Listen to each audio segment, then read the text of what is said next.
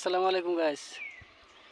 যদি আমাদের আসামের মধ্যে যদি এই ধরনের এই যে বলো যেটা কাল্লু কয়, এই কাল্লু যদি আসামে থাকতো, মোটামুটি রাজমিস্ত্রি 100-র মধ্যে 10% হওয়া পাওয়া খুব টান হইতো আর কি।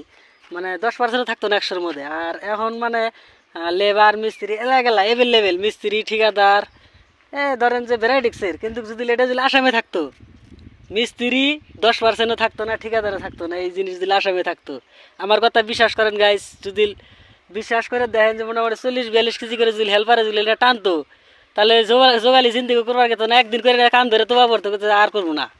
আর যেমন আর পড়াশোনাটা 100% পুরা ফুল ফুল মানে পড়ার দিকে দেওয়া নাই তো। কিন্তু এই যে এই জিনিসটা আমার পুরো বিশ্বাস, যদি এটা আসামে থাকতো 10% মানুষও মিস্ত্রি হারতো না বা হইতো না। তো ভালো থাকবেন সবাই। Well, oh my God, what my God,